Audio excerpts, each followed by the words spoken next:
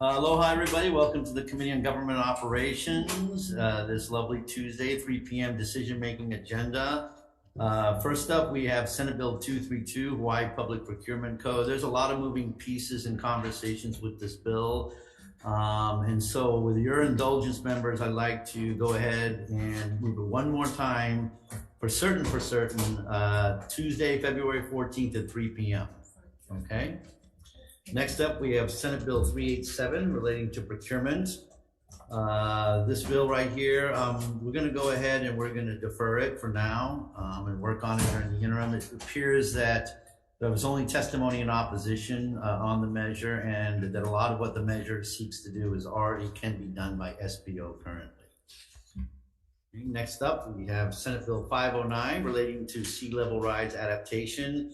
While there was testimony claiming that this is already occurring with the previous Act 178 of 2021, as we noted in the testimony from the Hawaii Sea Grant and Climate Resilience Collaborative Program, there's merit in passing it forward. So what we're going to do is we're going to pass this bill with the suggested amendments from the Hawaii Sea Grant and Climate Resilience Collaborative to add clarity in the directive by amending Section 2.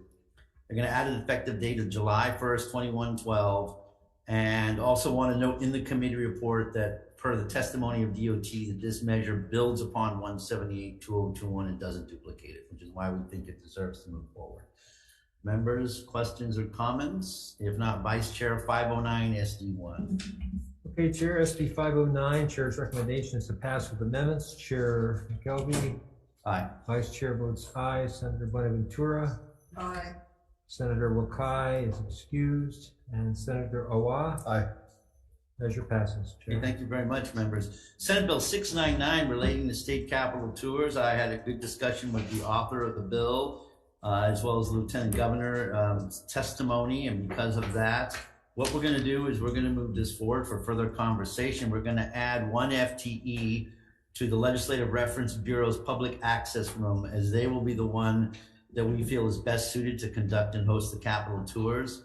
The committee report will note that this is the better entity since they are open to the public, and most visitors and visiting groups tend to interact with PAR and is most readily available to host Capitol tours.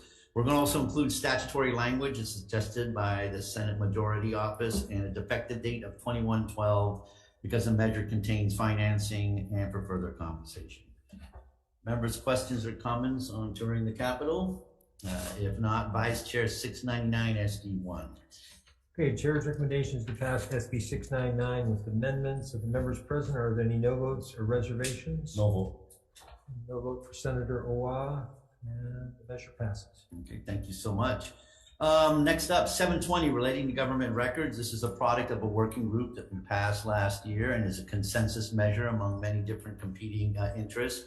We like to keep it moving forward, but are going to make some changes, however. We're going to remove Section 5 because it unintentionally may bind future legislatures by creating a working group in 2028 that would then need to be funded by a future legislature in 2027. So we'll leave future legislature in 2027 to construct a future working group in 2028.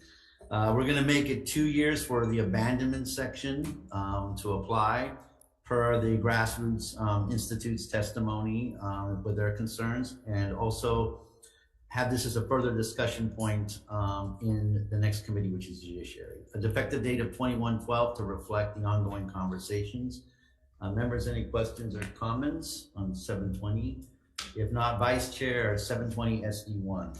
Chair's recommendation is to pass SB 720 with amendments. Of the members present, are there any no votes or reservations?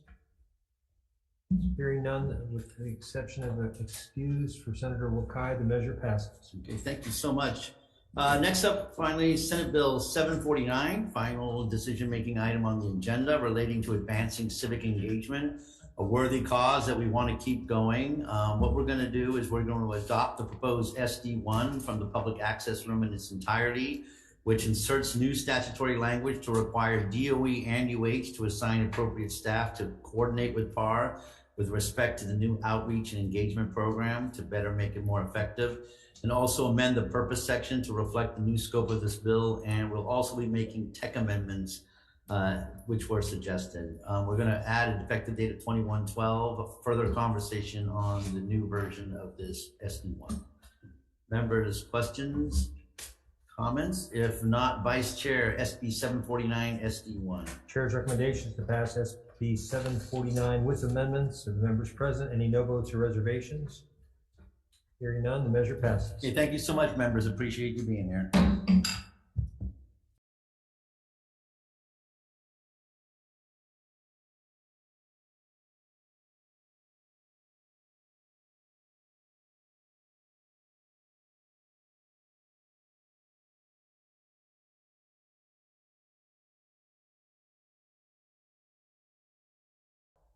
Okay, welcome back, everybody. 310 agenda, joined by the illustrious Committee of the Water and the Land with Chair Inouye. Two bills on the agenda to which we are the lead.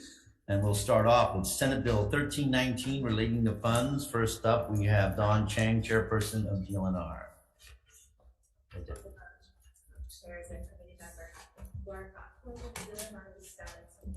Okay, thank you so much. We have James Barrows, Administrator of HIEMA. I believe. Not present on Zoom, Chair. Go ahead, sir. How do you do, members of the committees? My name is Adam Weintraub. I'm here representing James Barrows, who was called into another meeting. We stand on our testimony in support of Senate Bill 1319, which restores the governor's authority to transfer funds.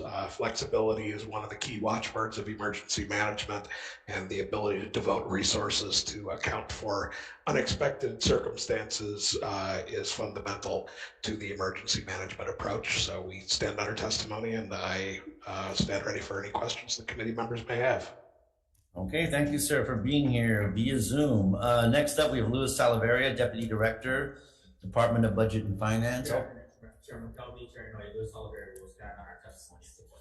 Okay, this is support, not comments. Okay. We have late from Pete Tingstrom, individual.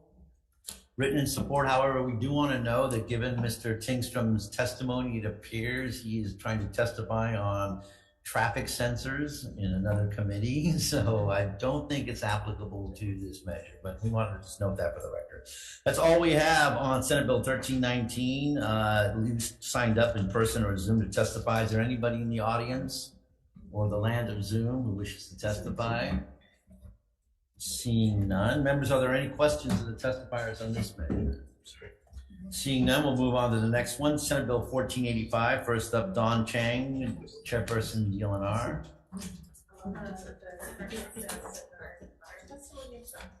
Okay, thank you so much. Louis Salaveria, Director, Department of Budget and Finance. Okay, interesting. We also have Denver Saxton Coombe, Trilogy Corporation. Written testimony in support. And then we also have Zachary Lapre, Calypso Charters. Written testimony in, let's see, comments, but I believe it's support.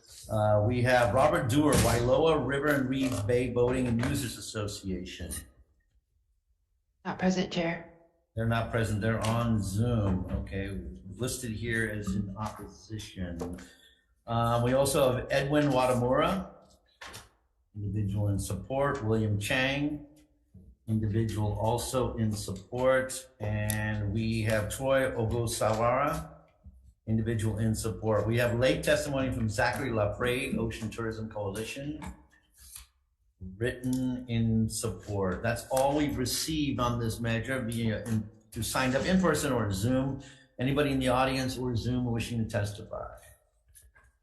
Seeing none, members, are there questions of testifiers? Quick one of Mr. Underwood.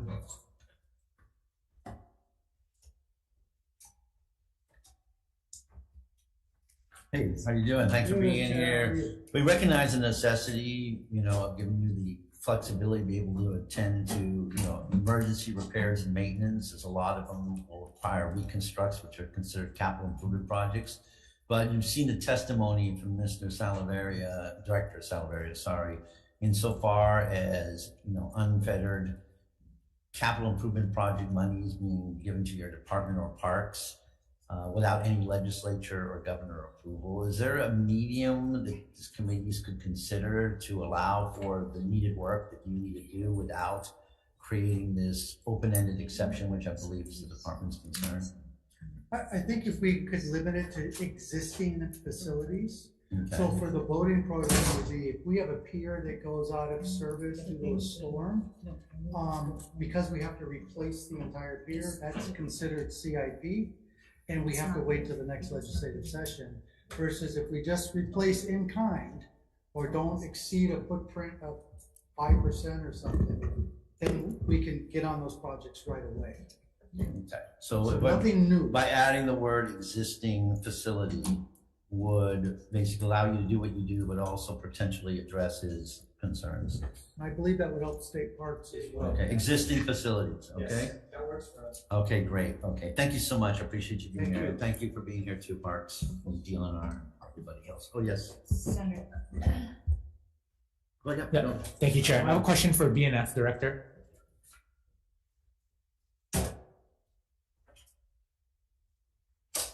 Hi, Director. Good afternoon. Good afternoon. Sorry, I'm new to government in terms of the state side. So do certain departments have like a lump sum of pool to repair CIP projects? Yes, there are departments that we provide lump sum repair and maintenance for, where they would have the authority to deploy those funds as they deem fit. I think the provisions or this particular bill and the way it's drafted essentially usurps the entire process when it comes to the appropriation of public money. So to your knowledge, does DLNR, for what they're intending to do with this measure, have a lump sum? I believe they do have lump sum appropriations for R&M, so it is something that could be handled within the department. But again, this is something that would be handled internally within the department. And the last final question is, you heard the suggested comment from the chair of government ops. What is your take on that? I understand the frustration when it comes to having to wait for a long period of time, especially when it comes to issues, as it pertains to health and safety, for example, when it comes to piers and small boat harbors. But I mean, I think the Constitution is absolutely clear. It basically says no public money shall be expended without any appropriation by law. And so I think the requirement for actually having to go through the appropriation is pretty clear. Okay, thank you, Director. Thank you, Chair McKelvey. Yeah, hold on a second. So the suggestion offered by Parks and Dobor to allow them to be able to move on these repair projects, which obviously constitute an entire rebuild of the existing facility, wouldn't your office still wouldn't be able to work with that? Because you see what they're talking about. You have these things that occur. We're not in session. They're for the functioning of, especially small boat harbors, to be able to function, but people are paying fees for. But they have to wait all the way to the next session, and hopefully it gets funded, and all the way to July to get released. I mean, isn't any kind of parameter language that would allow them that flexibility? I think the lump sum appropriation for R&M is actually something that they could use. Because that is at the discretion of the department in terms of how they see fit and how it should be deployed. And they're given a high degree of flexibility when it comes to actually putting things on the priority list, but it's something that they need to work at. They need to work out within the department, understanding that DLNR is a very large department with a lot of needs. So I think the development of a very significant capital improvement plan, as well as a refresh on what they need to do, is probably something that should be considered. Okay, I'm gonna just have them respond real quick if it's okay with you, Co-Chair. Or no, actually, DLR. Yeah, please come in here, because Yes.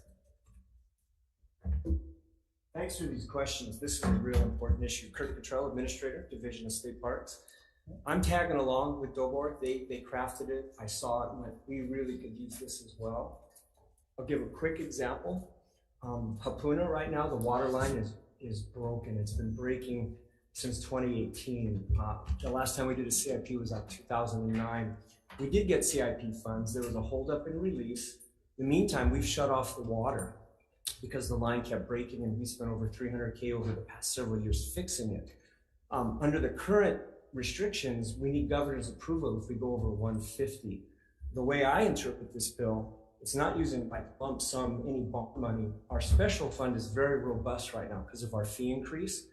And if this bill were to pass, we could we could expedite the repairs on the water line because it's going to be more than the 150. So using the word existing, I think, is a really key additive if the committees decide that this measure should move forward. It's not for new CIP. We'll still come for the new bond-funded CIPs, but we have about a $40 million backlog of R&M.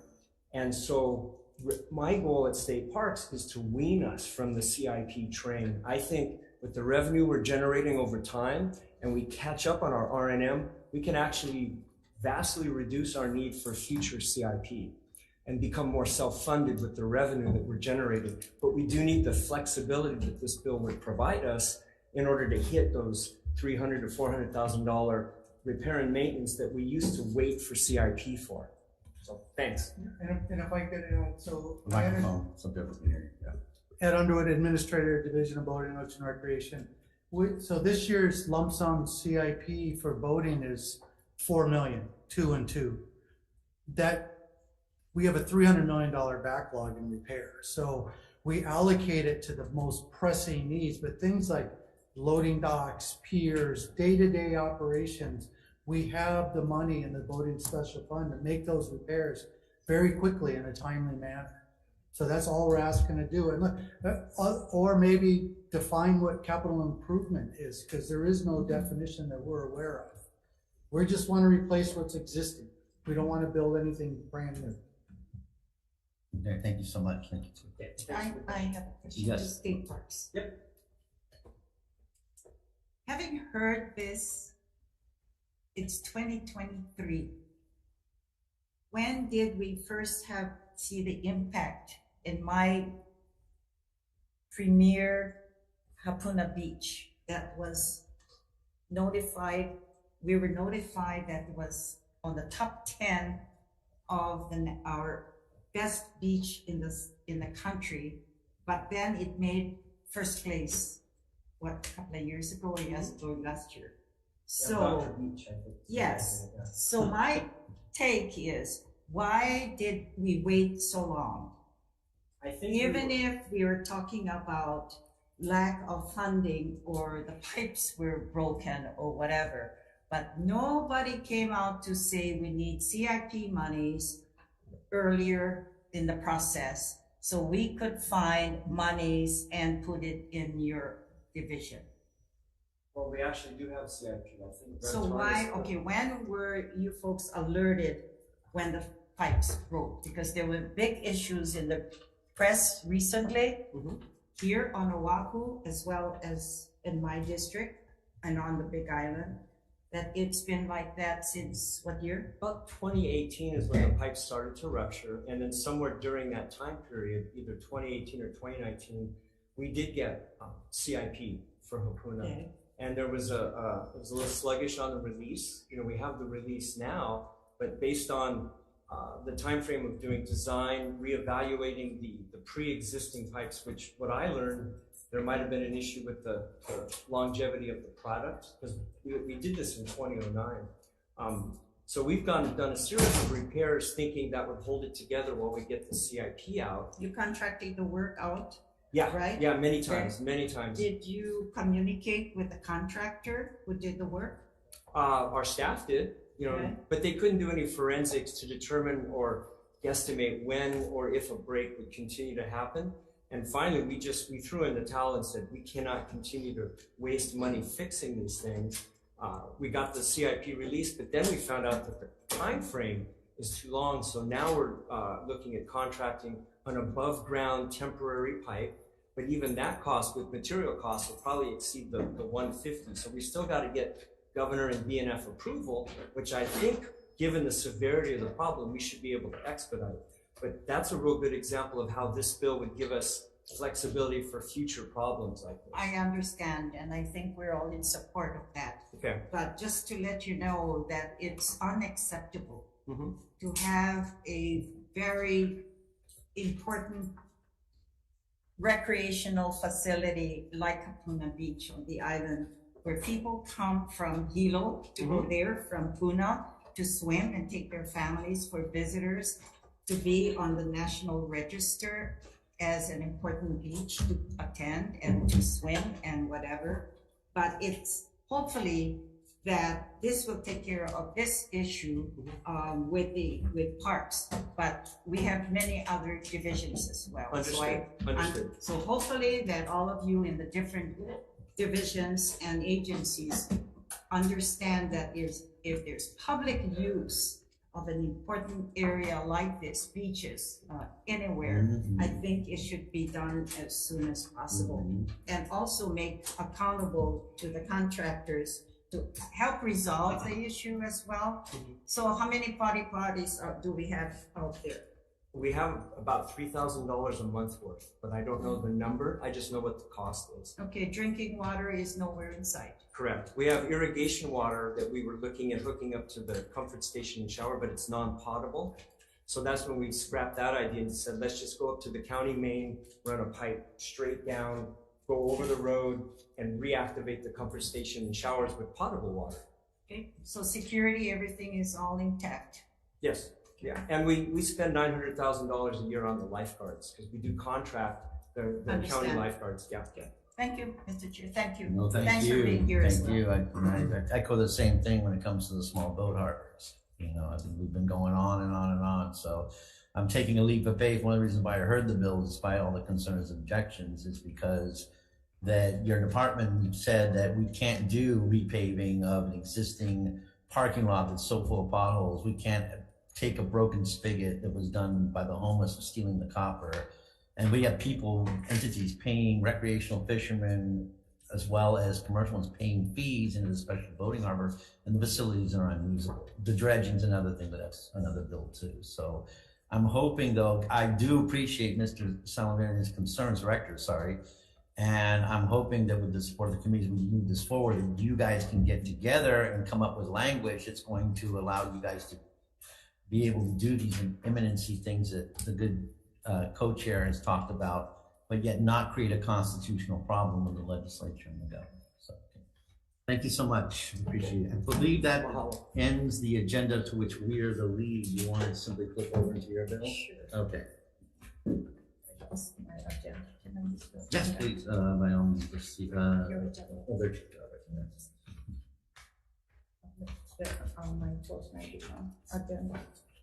We just have Senate Bill 1291.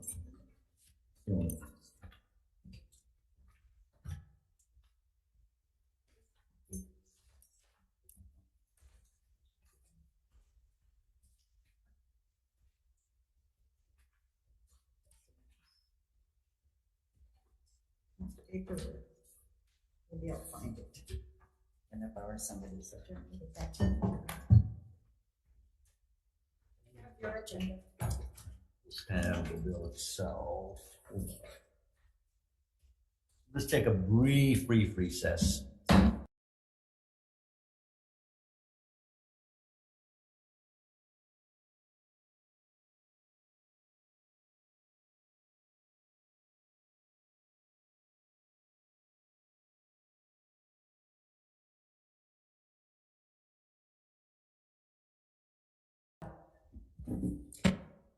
You're reconvening.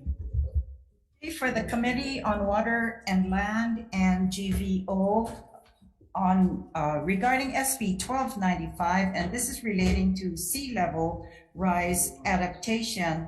It requires the Office of Planning and Sustainable Development in cooperation with each agency having operational responsibilities over state facilities to develop a standardized process to conduct vulnerable assessments for facilities at risk. DLNR on 1291.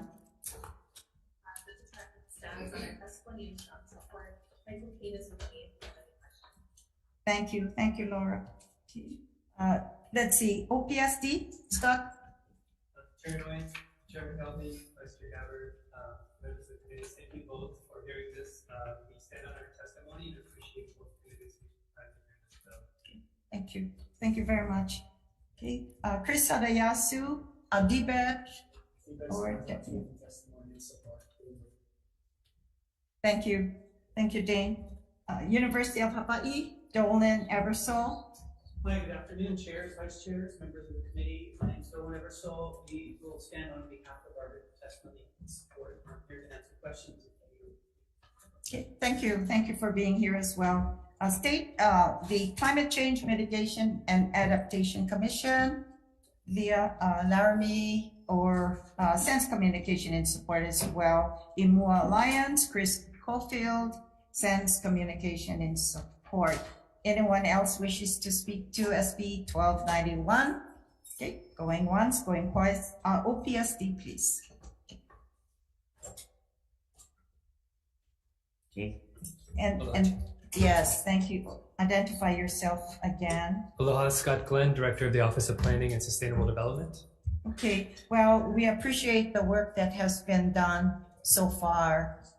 And so for the information with regards to the committees, we've had so many bills and discussions this year on sea level rise as well. We appreciate that. Can you brief us on the on what has the outcome of your work?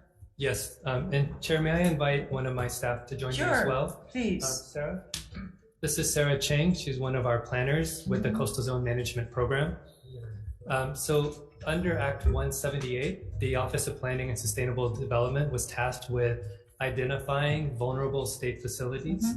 And so we undertook a project to use GIS to identify those facilities across the state that are under the responsibility of state agencies. This proposal here would be then to do the next step of that project. That's what the question was related to further. So do you know how long that would take as well? We probably estimate it would be 1 year or so, yes, from initiating the project. Okay, and the ask for this measure? Yes, we had initially proposed the $400,000 as the estimated budget for it based on our experience doing the first project. Right, okay, and that would suffice? I believe so. For the time being as Yes. well. Anyway, thank you, for continuing to look at this issue as well as, and for the work that you started initially, now moving on to the next step. Thank you. Okay, thank you. Any questions of the agencies? Thank you, Okay, Chair. thank you very much. Thank you for the good work.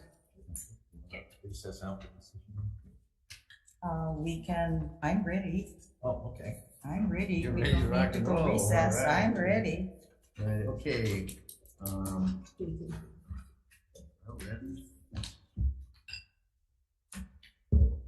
Okay, all right. Well, on the spot, are we? Okay, let's go back into decision making then for the joint committees, GVO Waterland. First for the bills of which GVO Waterland is the lead. Senate Bill 1319. While I do understand that we're amending a bill that we only just passed last year that implemented these types of restrictions in there, given that it has to do with the firefighters contingency fund and given the wildfires that have occurred and the ability to transfer funds to respond to such disasters, which we'll note in the committee report, we're going to put an effective date of July 1st, 2112 into the measure and move it on to Ways and Means for their consideration. Members of GVO, are there any questions or comments? If not, Vice Chair 1319 SD1. Chair's recommendation to pass SB 1319 with amendments. Chair McKelvey. Aye. Vice Chair votes aye. Senator Bonaventura. Aye. Senator Wakai. Yes. Senator Awa. No. Chair, the measure passes. Okay, for the Committee on Water and Land, same recommendations to pass SB 1319 with amendments. Any discussions, members of Waterland?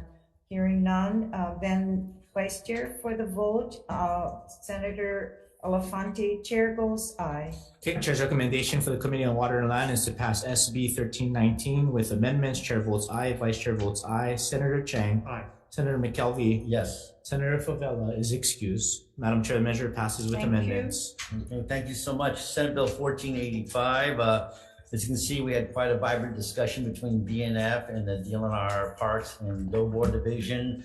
While we recognize this very grave concerns of BNF, we also feel that the situation in allowing these kinds of repairs to occur to existing facilities during the interim when the legislature is in session is important. We'd like to have these parties continue to talk as the bill moves to Ways and Means.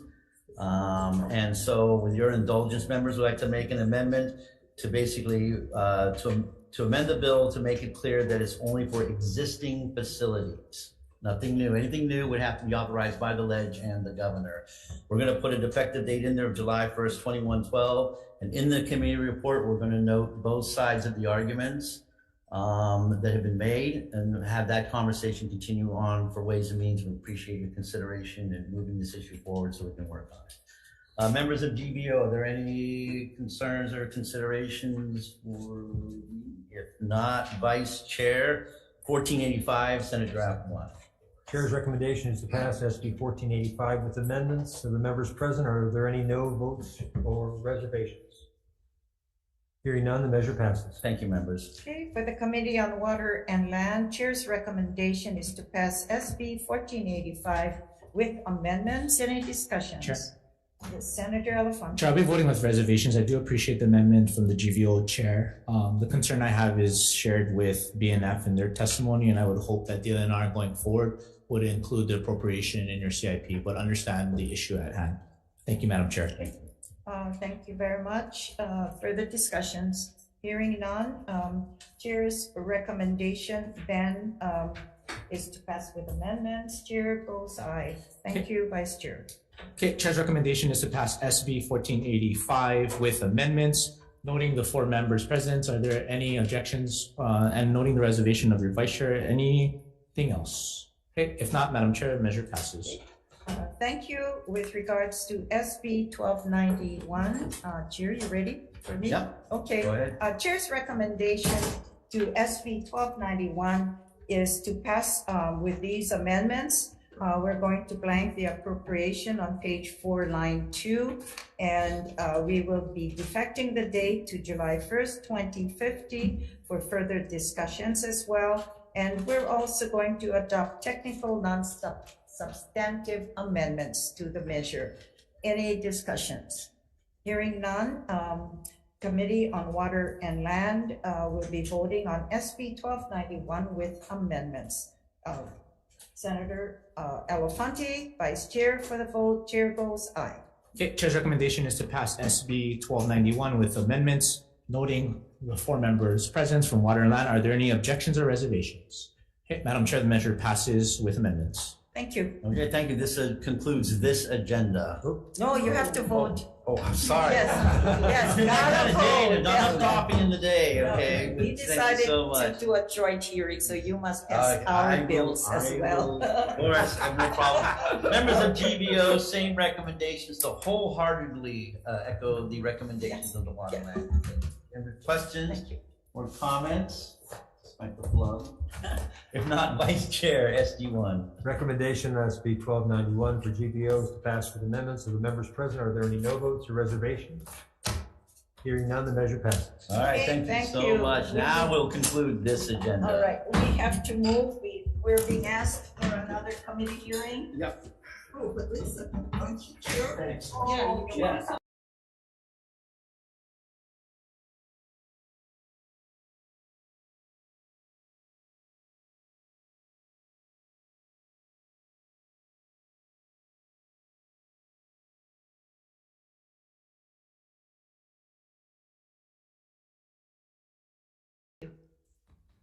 Hello, everybody. One item 330 agenda between ourselves, Waterland and Agriculture and Environment, Senate Bill 1597.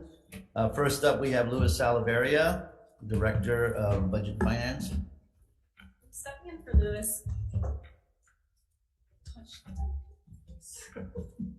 Hello, Chairs. Sabrina Nasser, Deputy Director for Department of Budget and Finance. We're offering comments on this bill, and we just want to point out that according to the Hawaii State Constitution, there can be no more than 20 principal departments. We are currently at 19, and as you know, there are multiple bills establishing new departments this session. Yes, the race is on. The race is on. Thank you. Okay, thank you so much. Next up, Scott Glenn, Office of Planning and Sustainable Development. Well, Chair, we stayed on our testimony with comments and suggested Okay, sounds good. Next up, we have Environmental Health Administration, Department of Health. Hello, Chairs. Kathleen O on behalf of the Department of Health. We send our original testimony are available for. Okay, thank you so much, Captain. Appreciate you being here. Next up, Mark Glick, Chief Energy Office, Hawaii State Energy Office. On Zoom. Not present on Zoom, Chair. Okay, sounds good. We have received their testimony with comments. We have Ernie Lau, Board of Water Supply.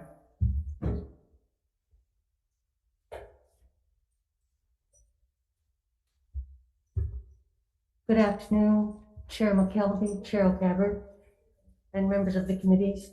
The Board of Water Supply, my name is Kathy Mitchell. I'm with the Board of Water Supply, and we stand on our written testimony in support, and we offer an amendment for your consideration. Okay, thank you so you. much. Okay, next up we have Laurel Breer, Kauai Climate Action Coalition, written in support. We also have testimony from several individuals. Cynthia Rezantes, she has comments. We have support from June Shin, Andrea Nandoscar, Keith Neal, Virginia Tincher, and they're all in support written. And we have laid from John Kawamoto, an individual also in support. That's all we received for people who signed up either in person or Zoom to testify. Is there anybody in person or in the world of Zoom who wishes to testify? Seeing none, members, are there any questions of the testifiers? Yes. Kathy Lowe, why don't you come on up? Thank you. Department of Health. Thank you. So, as you have pointed out, Department of Health, especially with the Red Hill hearings, has been very active with the environmental issues. How gutted would the Department of Health be if we remove the requested positions from the Department of Health into this new agency? So I think as the bill is currently written, it would take basically all of EHA, which includes clean waters, safe drinking water, the HERE office, all of that, and put it into this new Department of Health or Department of the Environment. But my testimony is more that we have all of this work that we need to do to create this new department at this time would take away from all of the work that we're doing. You know, we need to create, we need to have a new HR, a new ASO. We need, you know, there's just all of those, all of that. Administrative stuff. The administrative stuff. In addition to perhaps writing a new, you know, we have to enter into the MOAs that this bill requires to transfer all the bodies. It would be a lot. It would be a lot at this time. Okay. Has the Department of Health asked for any appropriation because of this kind of transfer? At this time, I'm not aware of any, and I noticed that this bill didn't appropriate any monies for this type of transfer. So if it were to move forward, we would have to ask for some funds. And I noticed, and I'm sorry, Chair. No, go ahead. And I noticed I feel like I'm in cross-exam. Sorry. You are. Okay. For disclosure, my classmate from law school. Oh. Okay. Anyway, so she knows about cross-examination very well.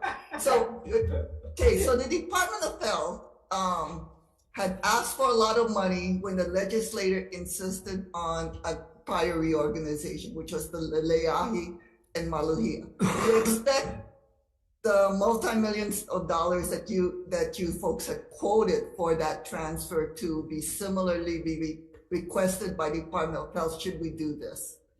So I don't know anything about that transfer.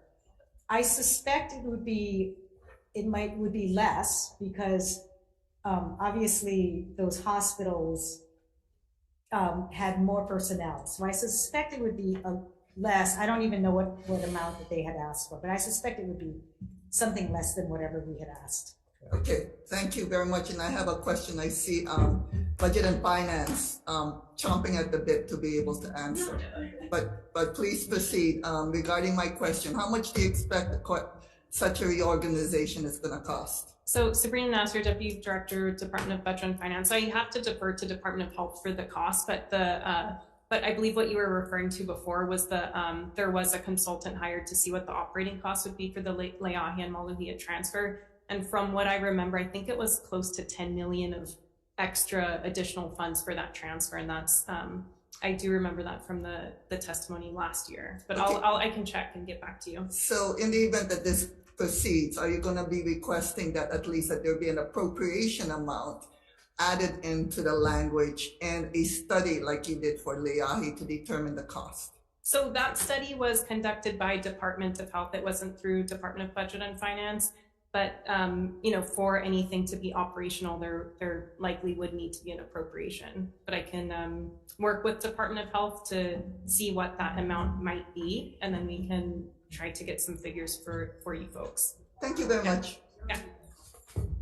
Questions? If not, I have a question, Department of Health, actually, based upon my good members and the co-chairs' questions.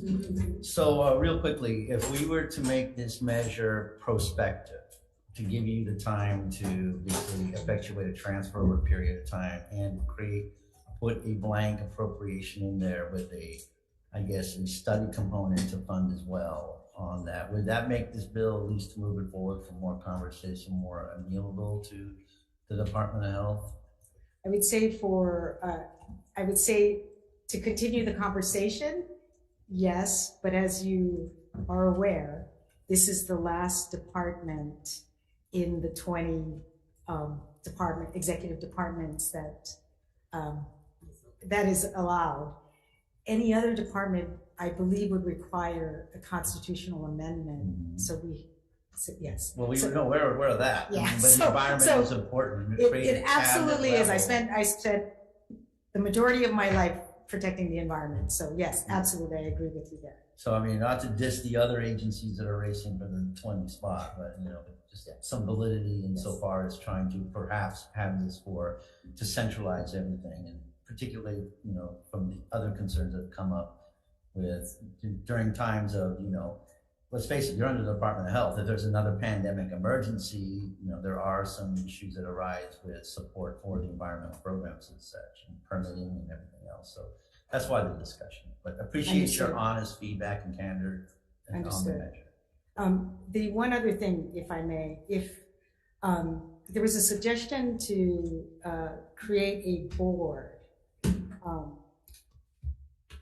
if I may. If there's an environmental emergency such as the Red Hill, if we were to have to go before a board to issue an emergency order in the way that we did, it could never have happened in that swiftness that we did. We found out about it on November 28th, and we issued it within a month. It's just... There's no board in here. I know, but there's a suggestion for a board. Yeah, no, we purposely didn't have a board because you'd have a director, just like you have a director now. So you get that emergency order. Great, thank you. Thank you. Thank you, Kathy. Appreciate you. Are there any other questions?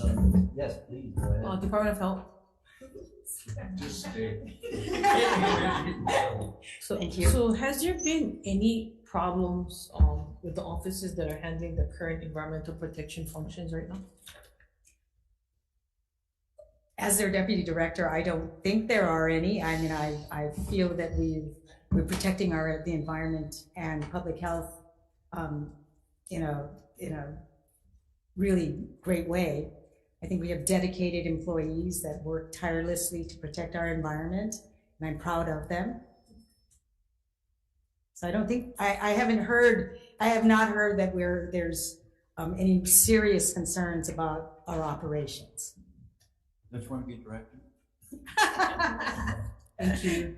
Thank you. Yes, please, Sure. go ahead. Yeah, thank you. Actually, don't run away. I told you just stay. All right. No. Kind of springboarding after Senator DeCoite's question. I see this in, obviously, a healthy state is a healthy environment. We got all that. And echoing a little bit what Senator DeCoite talked about, if we don't appear to be having any problems. And I understand having a centralized entity to look at environmental, but everything feeds into that.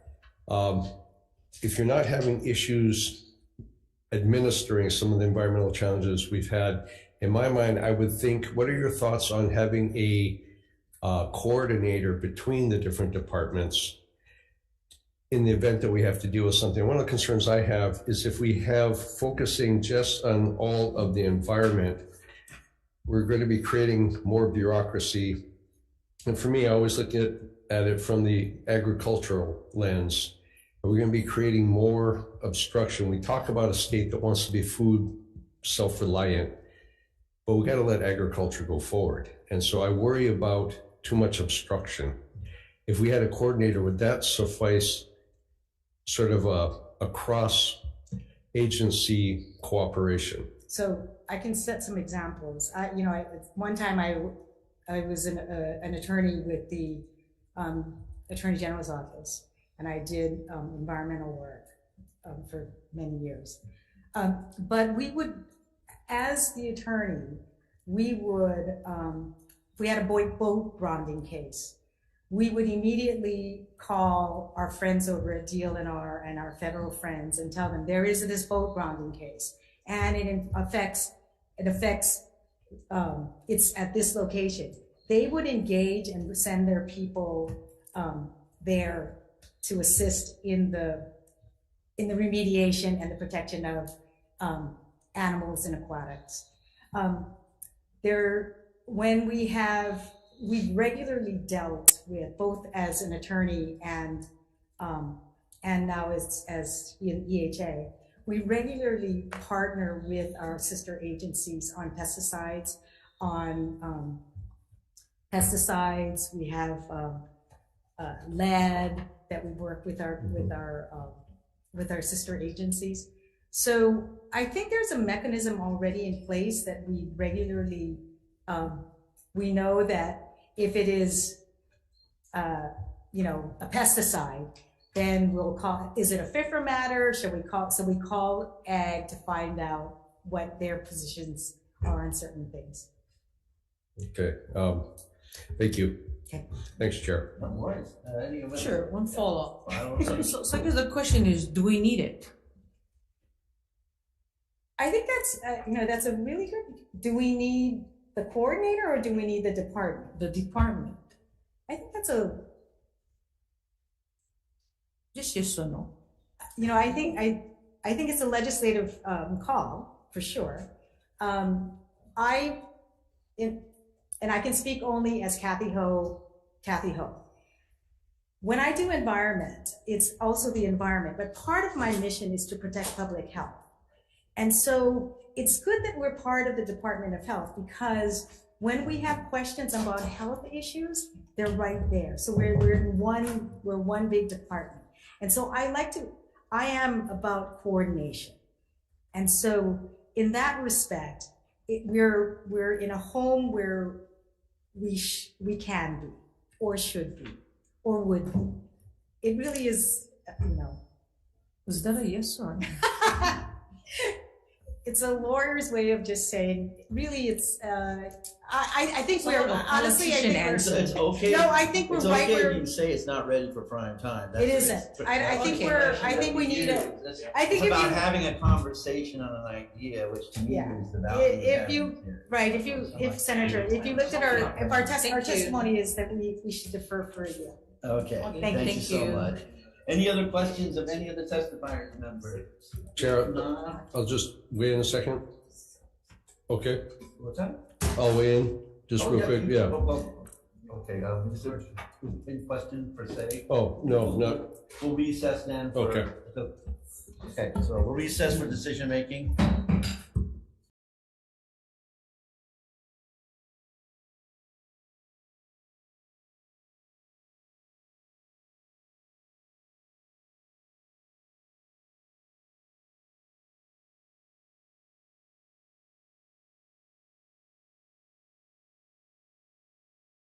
Okay, thank you so much, members, for being back here. I really appreciate the spirited conversation and debate. It's probably one of the livelier hearings that have occurred this year.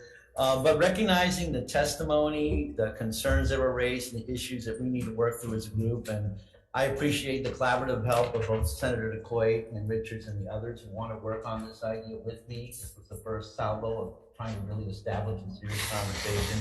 So in deference to that and working on this in the interim, we're going to go ahead and defer this measure for this session. However, it's still alive in this joint committee, and we hope we can come back and pick it up next session. So thank you again for everyone for being here.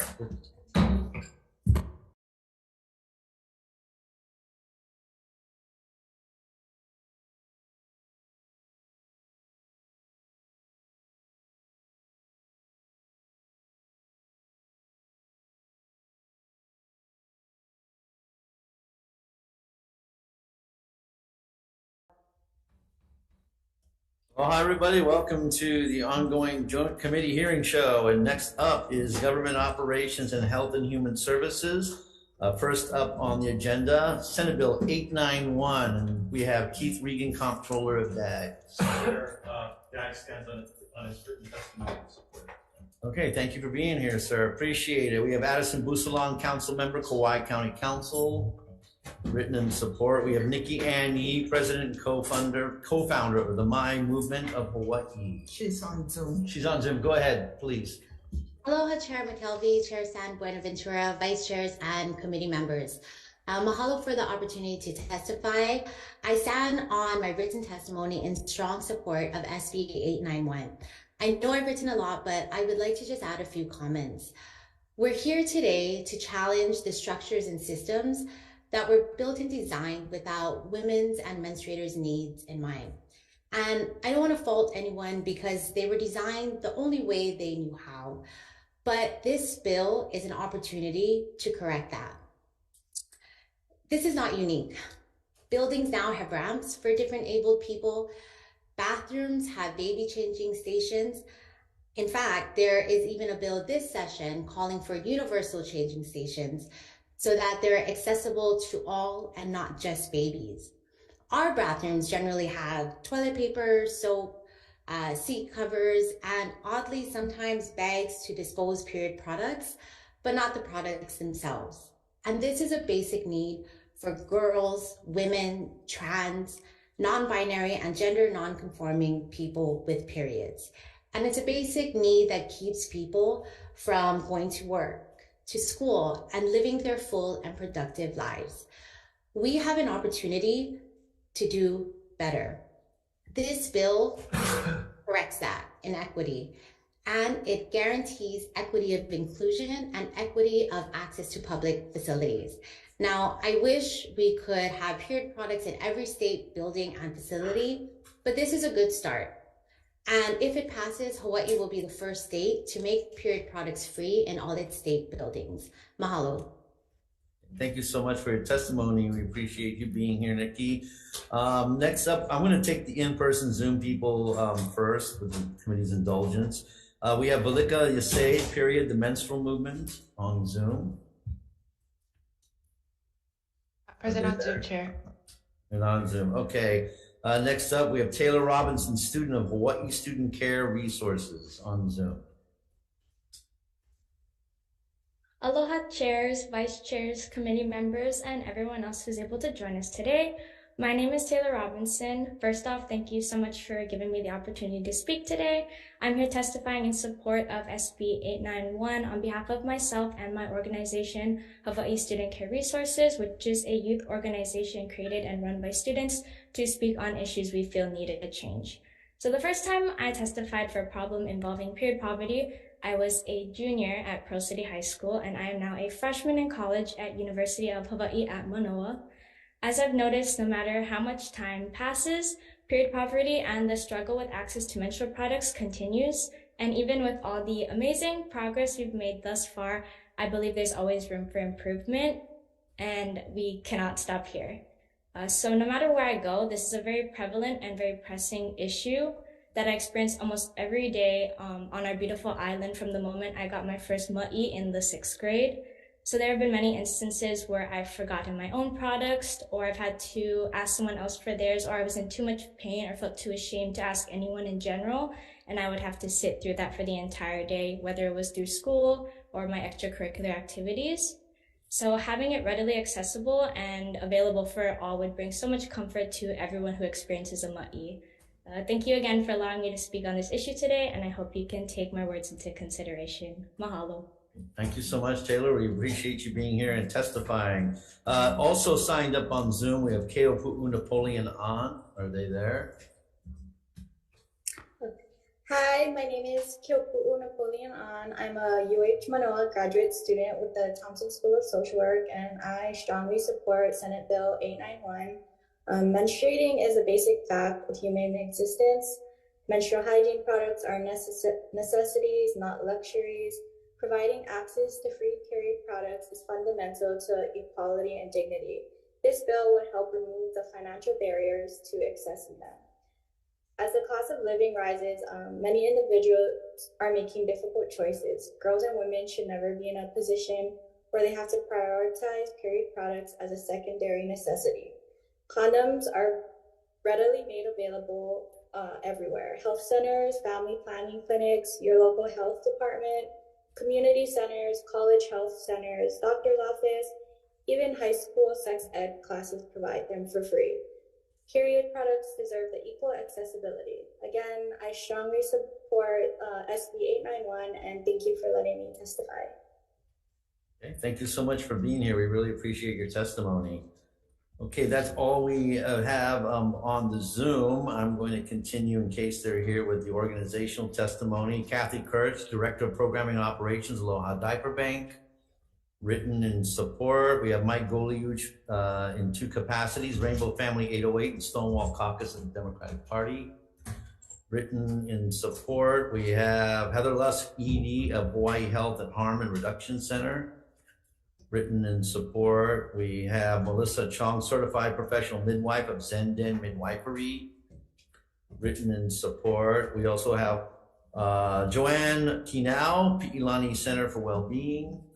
Written in support, we have Hawaii Women's Coalition in support. Jen Kajiwara, Council Member. In individualized support, Shanshino Radu, MD, individual support. And then we have, let's see, Barbara J. Service, Child Welfare Supervisor, individual in support.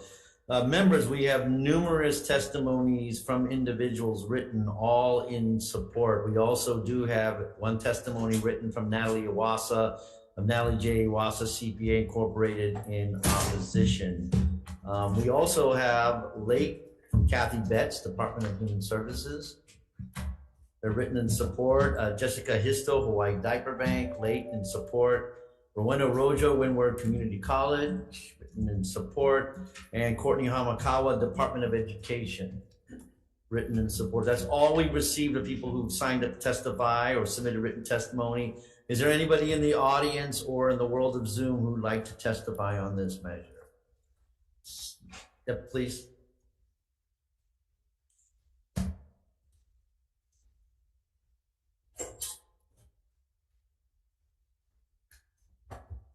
Aloha Kayaka, Chair, Vice Chair, and the 2 committees. I'm testifying Angela Melody Young and in strong support of the measure. Currently, 16 states and Washington, D.C. have passed legislation to ensure students who menstruate have free access to period products while in school. This benefits their education, and we know that without period products, these students are more likely to miss school. And before the pandemic, 4 in 5 teens reported either have missed class time or knew a classmate who missed class time because they did not have access to period products. So any way we can support our students is vital. Thank you for the opportunity to testify. Being here to testify, I appreciate it.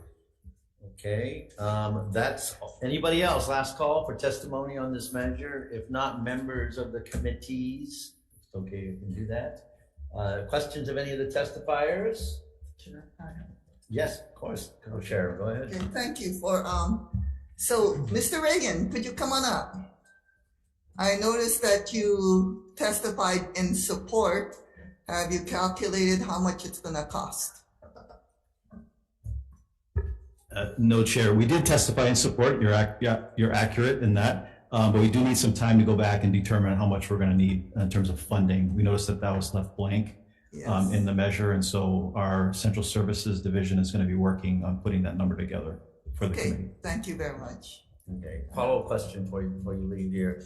We hope you're gonna have a figure for the Ways and Means Committee. We'll move this forward. Okay, We can, we'll put yes. you on a deadline notice. All right, thank you, Chair. Thank you so much.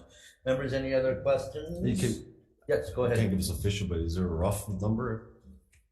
I wouldn't want to even provide an estimate yet at this point in time. Let us go back and just do some calculations. We need to look at the number of restrooms that we have and then just usage right in those areas. So we'll get that for the committee.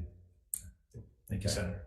When you're determining a figure, also, I think we'd like you to be very, err on the side of budgetary caution to ensure that there's no shortage. So please, when you're estimating that, you can project down on the higher end. I think both committees will appreciate that. We'll do that, Chair. Thank you. Thank you so much. Okay, thank you. All right, next bill on the agenda, Senate Bill 894, Office of Wellness. First up, Tia Hartstock, Executive Director, Office of Wellness and Resilience. Come on up. Tia Hartsock, Executive Director, Office of Wellness and Resilience.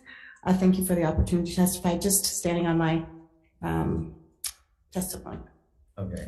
Available for questions. And you're in support? In support, yes. Okay. Sorry, thank you. Thank you so much. HTH, Behavioral Health Administration, Hawaii State Department of Health. Scott Referral, we stand on our testimony in support with amendment. Okay, thank you very much. Tommy Johnson, Director, Department of Public Safety. We have written in support from him. Keopu Relitz, Director, Hawaii Children Action Network Speaks. With an exclamation point. Written in support, David Miyashiro, Executive Director, Hawaii Kids Can. Oh, hey. Stay on our testimony in support. Okay, thank you so much for being here. Judith Clark, ED, Hawaii Youth Services Network. Aloha, Chair, members of the committee. I'm Judith Clark, Executive Director of Hawaii Youth Services Network, a statewide coalition of youth-serving organizations, and we are in strong support of this bill. I serve as the appointed nonprofit representative on the Hawaii Trauma-Informed Care Task Force. This task force was formed in response to legislation passed by this body in 2021. We are currently collecting a wide range of data about trauma-informed systems. We recognize the need to address this issue in ways that respect and honor cultural diversity. We are identifying assessment tools that government and other providers can use to make their programs more trauma-informed. And we are working on plans to help organizations use those tools. We know that the effort to help children and families avoid adverse childhood experiences and provide comprehensive, coordinated, culturally sensitive services to survivors of trauma will require a long-term commitment as well as human and fiscal resources. Moving the Office of Wellness and Resilience under the jurisdiction of the Department of Human Services and positioning the Hawaii Trauma-Informed Care Task Force as an ongoing advisory group is both appropriate and needed. Thank you for this opportunity to testify. Thank you, Judith. We appreciate you being here and testifying. Eric Abe, Director of the Hawaii Primary Care Association. Written in support, Todd Apo, Hawaii Community Foundation. Written in support, we have Lori Tochika, Epic Ohana. Written in support, we have Dara Carlin, MA, individual capacity, testifying in support. And finally, late from Yuiko Cross, Director of the Executive Office on Early Learning. Written in support. Members, that's all we have for people who've signed up to testify or submitted written, either in person or the world of Zoom. Is there anybody out in said world of Zoom or audience wishes to testify? Please come forward. Good afternoon, chairs, vice chairs, committee members. Joseph Campos, Deputy Director, Department of Human Services.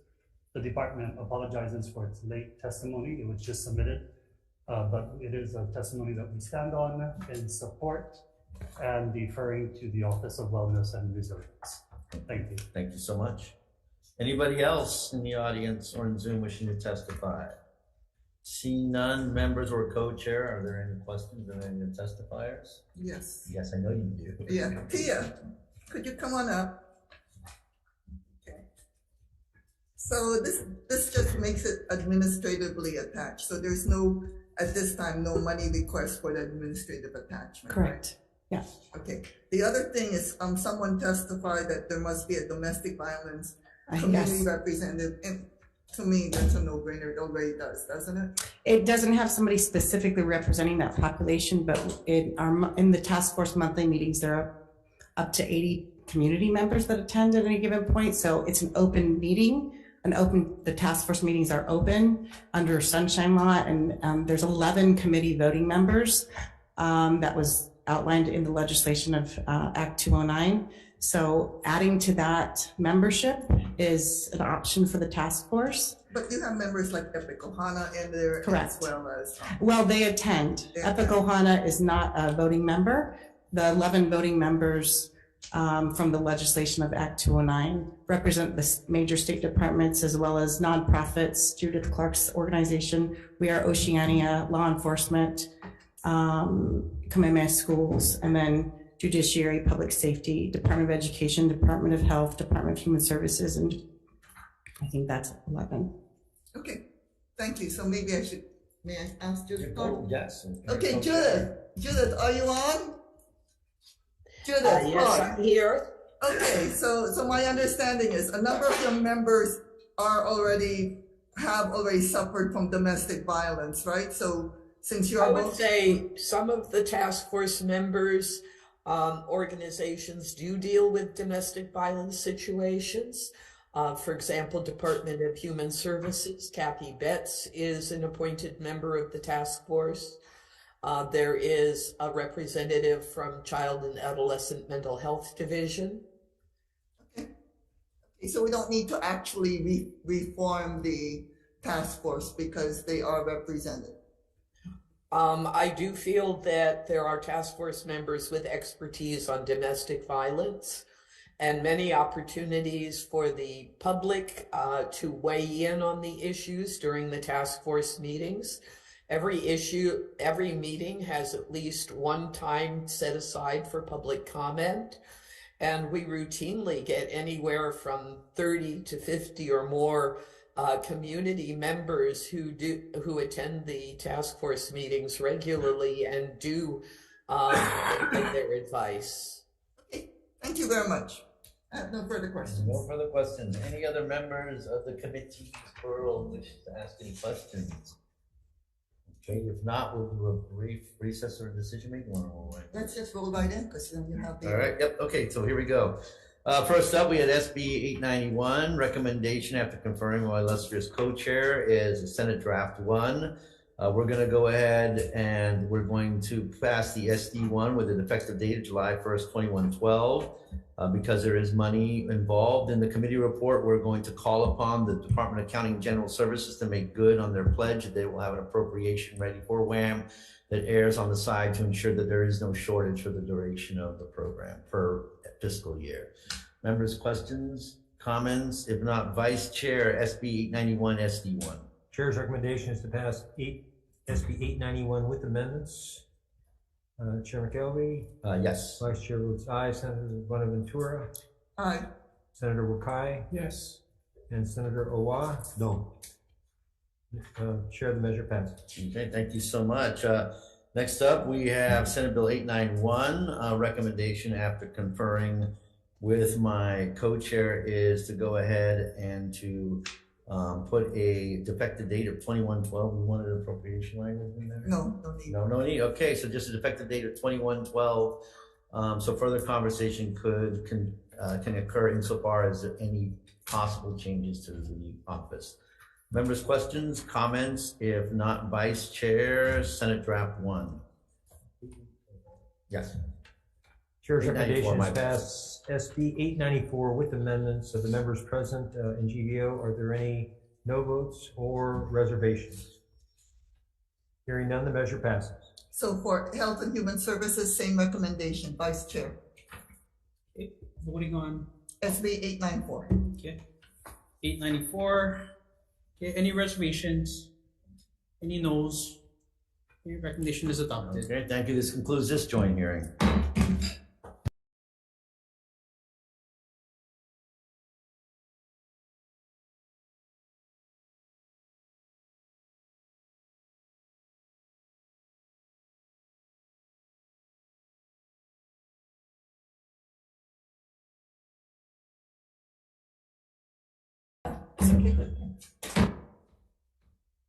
Aloha, everybody. Joint hearing. The show continues. This time it's with the illustrious Committee on Transportation. One item on the agenda, Senate Bill 968. First up, we have Keith Regan, Comptroller. Chair, we stand on our testimony. Okay, thank you so much. Leah Laramie, Coordinator of the State of Hawaii Climate Change Mitigation Adaptation Commission. They have written in support. Joseph Calavita, Hawaii State Energy Office. Present on Zoom, Chair. Okay, they're here in person. Oh, go ahead. Sorry. Yes, we are. Okay, so your comments duly noted. Thank you so much. Noah Morin, President of Big Island Electrical Vehicle Association, written in support. Tam Hunt, Policy Manager, Hawaii EV Association, written in support. Travis Council, Executive Director of Hawaii Bicycling League, written in support. We have Micah Munakata, Director of the Ulupono Initiative. Good afternoon, Chair McKelvey, Chair Lee, Vice Chairs Gabbard and Inoue, and members of the committees. My name is Micah Munakata with the Ulupono Initiative. Just real briefly, we want to stand on our written testimony in support of this measure. We think it's a great way in which the state can lead the way with some of our multimodal options and EV charging infrastructure. We also believe that this legislation is an opportunity to evaluate the potential of all state properties to really more comprehensively support sustainable transportation solutions within our state. We offer some additional comments in our testimony for consideration as add-ons to this particular measure. Thank you very much, Chair. Okay, thank you so much for being here. With Ted Boland, Climate Protectors of Hawaii, written in support. B.A. McClintock, individual, written in support. We have late from Tammy Lee, the State Department of Transportation. Okay, so here's the Department of Transportation too. That's all we have. Who signed up to testify in person or submitted written testimony or the world of Zoom. Anybody in the audience or Zoom land wishing to testify? Seeing, okay, please. Aloha, Chair, Vice Chair, and the members of the two committees. My name is Angela Melody Young, testifying in strong support of the measure. SB 968 is in alignment with the Safety Action Plan and also SB 1402, which declares that we will reach 100% clean energy and a carbon negative economy by 2045. And so this will help to support environmentally friendly initiatives and reduce the impact of negative environmental consequences. Thank you for the opportunity to testify. Thank you for being here to testify. Anybody else wishing to testify? Seeing none, are there members? Are there any questions? Oh, yes, I do. Keith, Reagan.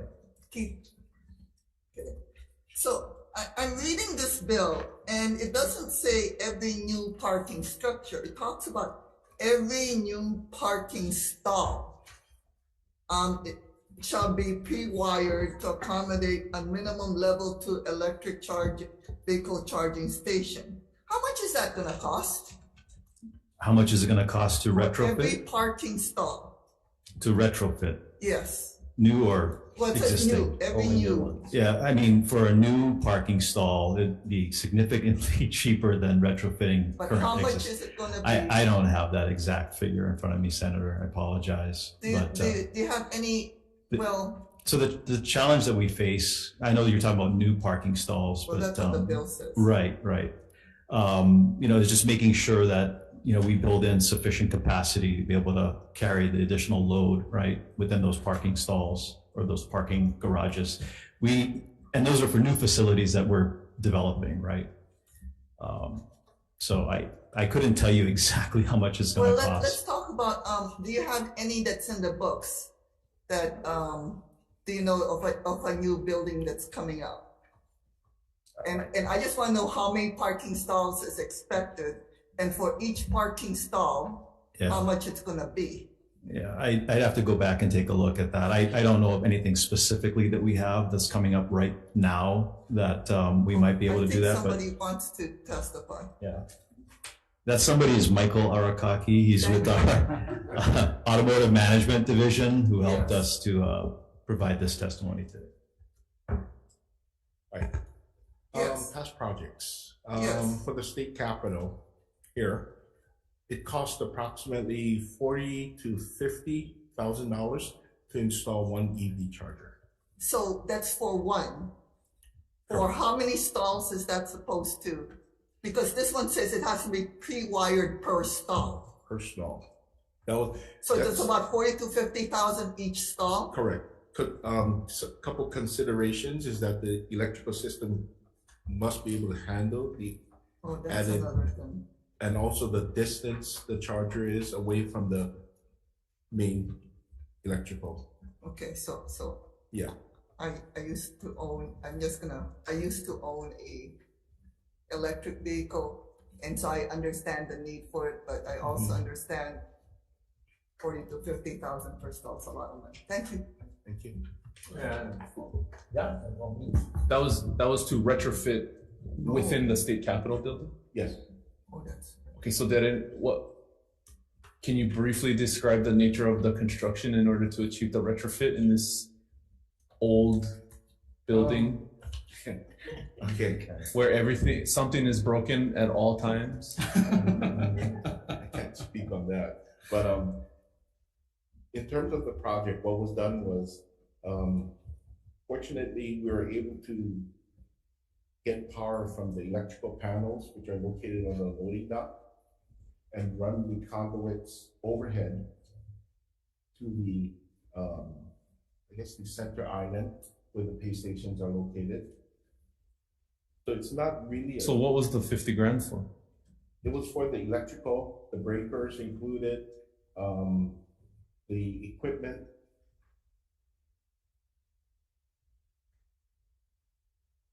Seems high. Yeah. So we're talking about proportionately lower if we're including this into new construction, but it would obviously be an added cost to a default public housing construction budget. Yeah, I mean, I certainly believe that for new construction, it'd be a lot cheaper than $50,000 per stall, just because you're building that into the infrastructure, the capacity, right, to be able to address that. We'd have to go back and just do some analysis if you want specifically, how much it would cost for a brand new parking lot to include charging capabilities for each of those individual stalls. No, there should be already. I'm sorry, Chair. Some sort of percentage, right? Yeah. Thank you, Chair. Yeah. Cheers. Go ahead and follow up after you go then. I'm sorry. So, like on the Big Island, I know that there's a Department of Health building that has been demolished and it's supposed to get put back up. I don't know how many stalls are going to be there, but there should be, as this goes into WAP, there should be a list of potential buildings that this is going to be affected, how many stalls there are, and how much it's projected for the extra infrastructure to put in and pre-wire each stall. Will you be able to provide that kind of figure, at least on average per new building? Because there's also going to be another, I think, a highways department that's going to open up also in Hilo. Yeah, so Chair and members, we certainly can get some estimates for you of what we think it might cost. Yeah, but I just don't have that information handy right at this very second. Okay, thank you very much. Co-Chair. Thanks. Let me just follow up on some of that real quick, because I think the intention of this bill is to lower the cost of transportation for, in particular, obviously, state employees who benefit from parking at state facilities, but also the public who has access. I just know in your testimony you talked about, and when it comes to biking, which is way cheaper than having to pay for a full stall here. For those employees that can do it, putting in bike lockers that are secure so they don't keep getting stolen from state facilities, which apparently is a common thing, including some of our own members who've had that happen to them in the house.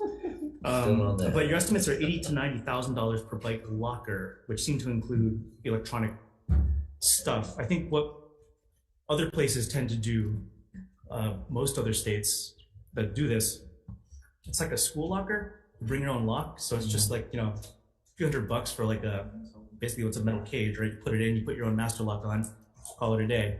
Just like a parking stall, it's yours. You don't have like your own gated access to get into your stall. Right. So I'm not sure that cost estimates are relevant, and maybe take another look at that. The second thing for the EV conversation, building on what some of our colleagues had said, we just finished spending, I forget what it is, 30 or 40 million or something like that on the new Conrack at the airport, which was not built with pre-wiring for electric charging. That came online in January. In February, Hertz and some other rental car companies announced they're starting to convert all their fleets to electric, but now they need to have that thing wired. So going back in for each stall on average is something like 5 to 9 times as much to cost to now wire those stalls. So if we're thinking about building new public facilities, pre-wiring basically means not putting in a full charger and all that stuff, but rather just putting in the conduit and literally the wire to the stall so that when it's time, you can actually put something without having to go pay that like 9 times as much cost to go do what you had to do at state capitol and change everything. So from that perspective, and thinking about how most auto manufacturers at this point are targeting like a 2035 where they're only selling electric vehicles, if we're building stuff that has a 20, 30, 50-year lifespan in terms of public facilities, would it not make sense to have some of those pre-wired in that way? And I think, Vice Chair, we're in support of exactly what you're describing. For new facilities, that infrastructure should be incorporated into that facility. Thanks. And then I don't imagine we have to have every stall wired for stuff, but particularly when you're retrofitting existing facilities. But I know HSEO had mentioned they have some capacity to help out with analyzing it to figure out where it makes sense and where it doesn't. But on the whole, being able to daytime charge when the price of electricity is cheapest, because the sun and all that makes sense from the state's perspective, I would think. But would you guys be able to at least take a stab at initially like that kind of analysis for all the existing stuff? For existing parking structures. Yeah, I mean, as long as we have some support to be able to put a plan together to do that analysis, we'd be more than happy to explore and partner. Okay, thank you. Question. Any other questions? Yep. I have a question. Yes, of course. Okay. Question and comments. Fire away. Okay. I'm just afraid to ask. I have a CIP project of a new structure that's going to be built at Hilo High School to accommodate the new gym. Okay, the gym is built already. Facilities at DOE is right now we're looking at the location. We already have the monies, the CIPs for plans and designs. DOE facilities is still considered state facility and under your jurisdiction or separate? But this bill is for state owned, so I assume this affects all the other divisions as well, including what San Buenaventura did say, like Department of Health. Right. Yeah, so the DOE facilities are owned by DOE. We help to provide support. DAD does, right? So we, on the neighbor islands, provide repair and maintenance, ongoing custodial, janitorial, ground services through our neighbor island district offices. So this bill would affect that facility? Probably, yeah, probably would. Okay, then. I'd have to go back and take a look. All right, because it seems like we're working on the final, probably soon, the construction phase. So can you make sure you communicate with DOE facilities? Yeah. Because they are right now working on it, which is a much delayed building. We did build the gym, 10 years ago? And no parking. So, and it's a safe harbor facility built with FEMA money. So in case of disaster, that's where the surrounding, I understand they said 2,000 people in case of tsunami or hurricanes or whatever devastating the Hilo district will be up there. So now, hopefully you'll get some figures soon, because I want to make sure that that garage is built. So long overdue, but we need accommodations. Thank you, Senator. Okay, so it'll be interesting. Thank you. Okay, members, any other questions of Dax on the testifier? Seeing none, we will recess very briefly for decision making.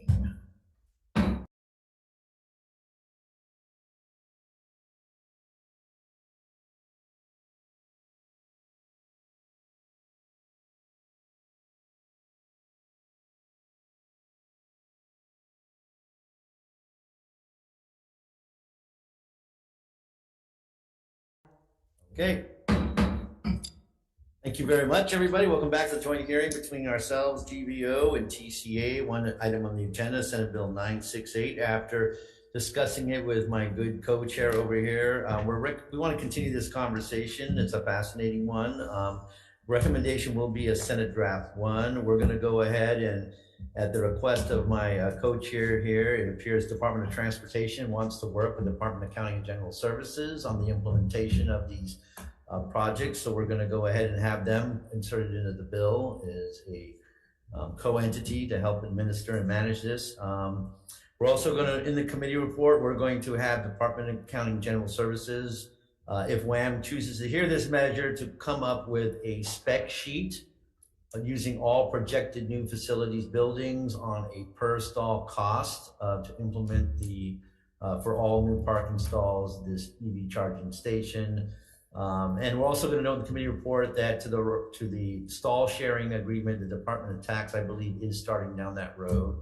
And so to encourage them to look at implementing the system using the various agencies that may be moving in this direction.